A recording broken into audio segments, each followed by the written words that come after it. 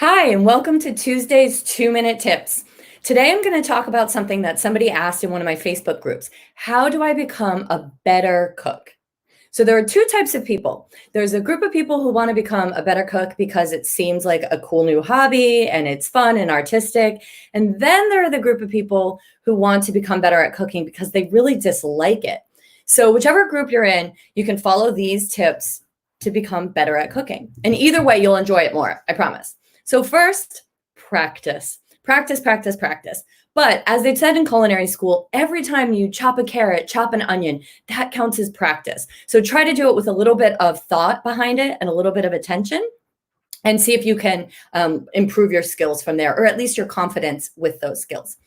Number two, figure out exactly what it is you dislike. Is it sauteing? Does it bother you when all the smoke is coming around in the kitchen? Is it chopping? Whatever it is, try to get rid of those things from the first recipes that you're practicing. You can add them back into your repertoire later, but start with the skills that might be a little more fun for you to learn and leave those other things aside for a while. Get a decent knife. Of all the different types of equipment and things you could spend money on for your kitchen, a knife will last you a lifetime if you take care of it. A good one costs maybe $100 or $125. Always wash it by hand, but a decent knife will make your prep and any amount of chopping that you have to do so much more enjoyable, I promise. Block out time for cooking. So during social distancing, this might actually be easier. You're no longer rushing home from work at 5:30 and struggling to get dinner on the table for a bunch of hangry folks.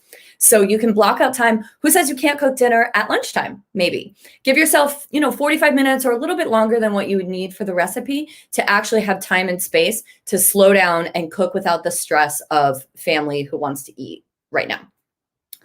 Pick one new recipe to try per week at a time. So stick with your normal schedule, whatever has been working, however you're getting by, and choose one day per week where you're going to intentionally try to slowly cook a recipe and become better. And the last tip from culinary school is to actually take note of what you've done. So keep a list of the recipes that you've tried, what you liked about them, and maybe what you would improve on next time. You could even take a picture of the recipe. This way you'll have a little bit of a diary or a journal, whatever word you want to use, to look back and see how far you've come over that time.